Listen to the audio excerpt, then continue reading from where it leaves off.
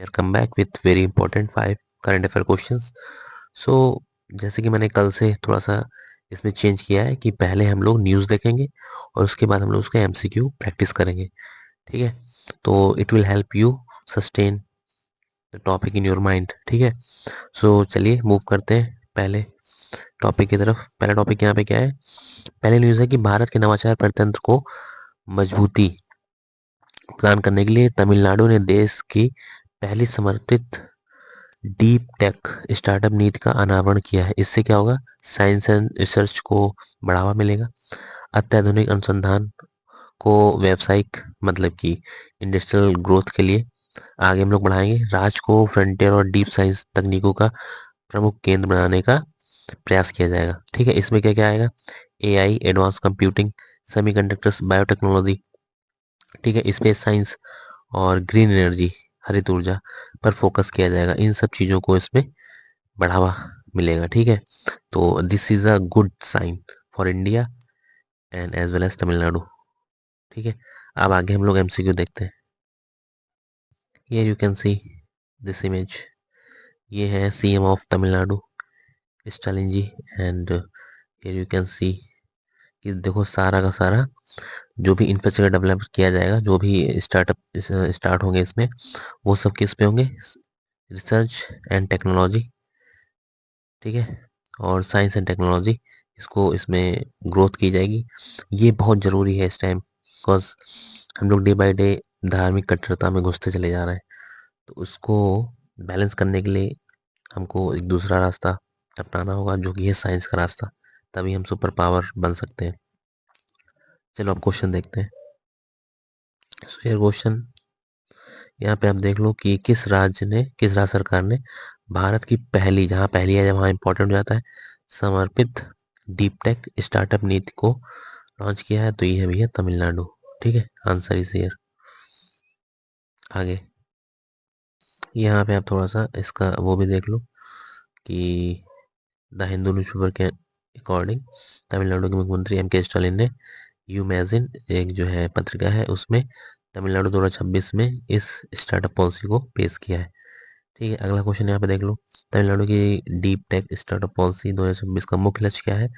और मुख्य लक्ष्य अगले 5 वर्षों में कितने स्टार्टअप को सहायता प्रदान करेगा? तो ये करेगा 100। ठीक है, ये जरूर याद रखना, ऐसे क्वेश्चन बहुत आते हैं, टारगेट पूछता है उसको।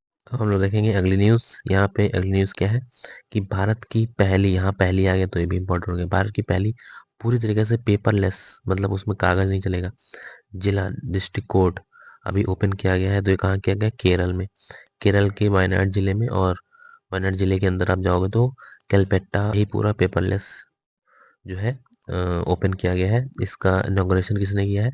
हमारे 53 53वें chief justice of India Suryakant ji ने इसका जो है वर्चुअली इसका डिजिटल प्रणाली का उद्घाटन किया है।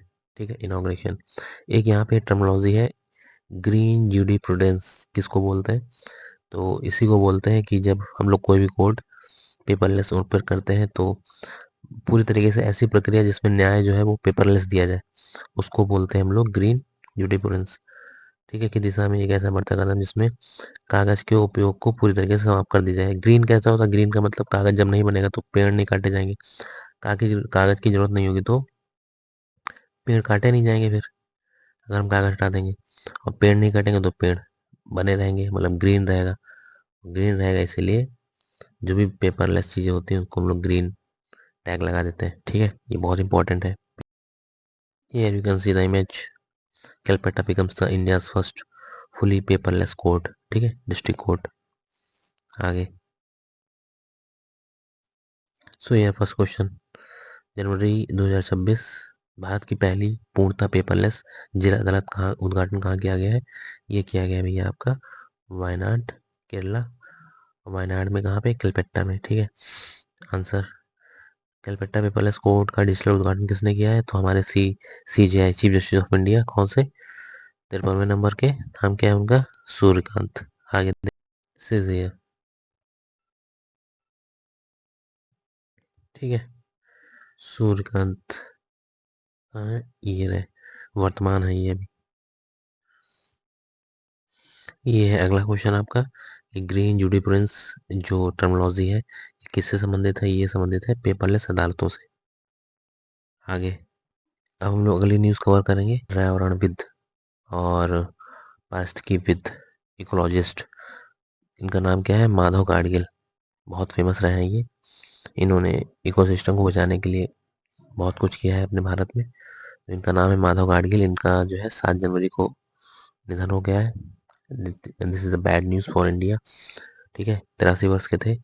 तो एक्चुअली इन्होंने किसको बचाने के लिए सबसे ज़्यादा फोकस किया है? इन्होंने पश्चिमी घाट वेस्टर्न घाट को बचाने के लिए क्या किया था? फोकस किया है। और ये किया है लगभग 1988 करीब करीब। इन्होंने एक कमेटी बनाई थी मार्डविल, इन्हीं के मतलब अध्यक्षता में एक गाडगिल कमेटी बनाई गई थी। फिर इन्होंने रिपोर्ट उसकी जारी करी गई थी। फिर उन्होंने बताया था कि कैसे बचाना है उसको। ठीक है, तो ये हो गया। आगे देख लेते हैं योगदान क्या है। यही पश्चिमी घाट की जैव विविधता को बचाने के लिए इन्होंने नियम कायदे कानून बताए। और ये कमेटी कब आई थी? 1988 में। इनको अवार्ड भी मिल चुका है 2024 में, champions of the earth award. ठीक, ये you can see the image of mister Gadgil ji, धरती पुत्र। और हमने एक अपना हीरा खो दिया। This is a bad news. Salute है ऐसे दिग्गज प्रेरणा स्रोत महान व्यक्तित्व को। हियर यू कैन सी प्रख्यात इकोलॉजिस्ट माधव गाडगिल का निधन हो गया है। हम लोग अगला क्वेश्चन देखेंगे। वही क्वेश्चन पूछा गया कि जो गाडगिल जी थे वो स्पेशली किस क्षेत्र को बचाने की कोशिश में लगे थे, किस क्षेत्र के संरक्षण को बचाने के लिए जाने जाते थे? तो अभी आपने पढ़ा वेस्टर्न घाट। आंसर हो जाएगा यहाँ पे आपका वेस्टर्न घाट। पश्चिमी घाट को बचाने के लिए जाने जाते थे। हम लोग देखेंगे अगली न्यूज़ यहाँ पे 4 नंबर की कोल्ड ड्रिप कप सिरप, जो आपके अपने देखा था अभी आप एमपी में लगभग 25-24 बच्चे खत्म हो गए इस कोल्ड ड्रिप कप सिरप को पीकर। और ये Chhindwara Betul district of MP में हुआ है ये केस। इसमें एक्चुअली था क्या? इसमें एक्चुअली एक बहुत ही जहरीला रसायन जो हरामखोरों ने मिला दिया, जिसकी इसका नाम क्या है? Diethylene glycol, DEG। ये शॉर्ट में पूछा जा सकता है।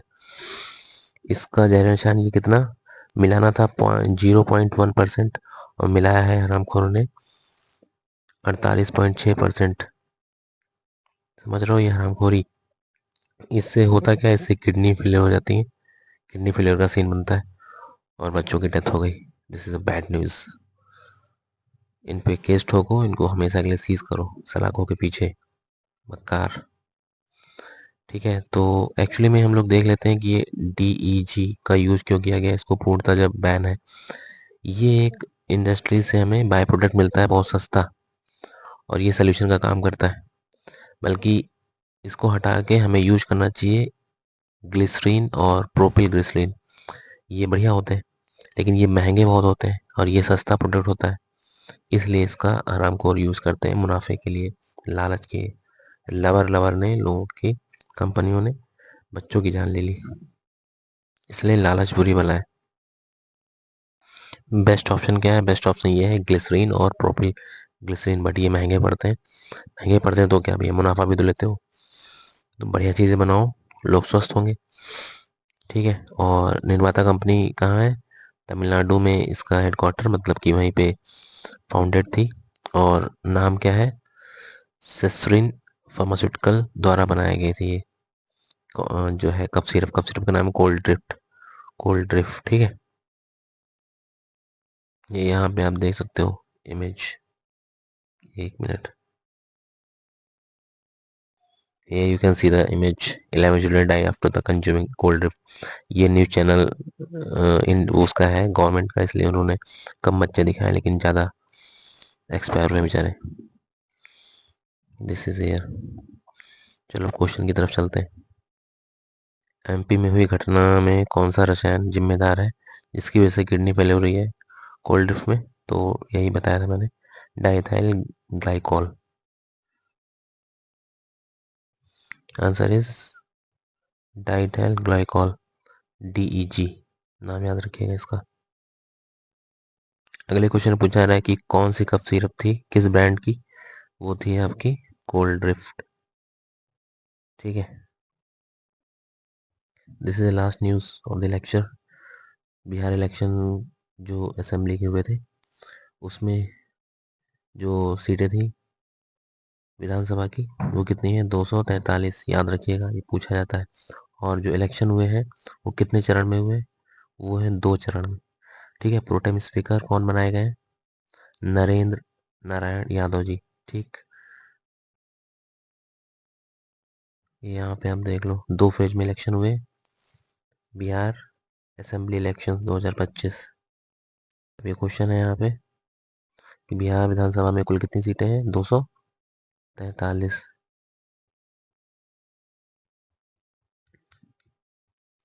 ये यार यू कैन सी 243।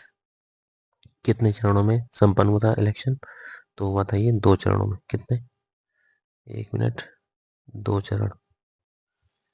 ये आंसर हो जाएगा 2 चरणों में। एक यहाँ पे क्वेश्चन आपको और बताना है।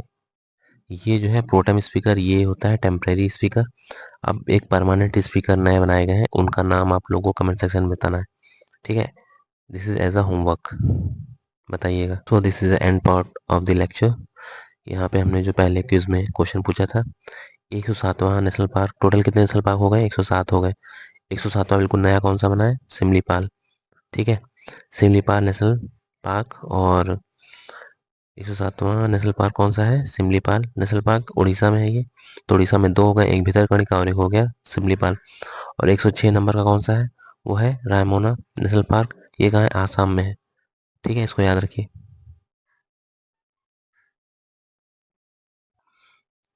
इस पे थोड़ा सा ध्यान दीजिए आप लोग। धन्यवाद। सो this is a last question. ऐसा क्विज, हंगोट युद्ध महोत्सव क्या है? इसको आप लोग इसके बारे में थोड़ा सा बताइए, एक्चुअली में है क्या चीज़ ये? ठीक है, सो धन्यवाद। जय हिंद। पढ़ते रहिए, मस्त रहिए, रिवाइज करते रहिए।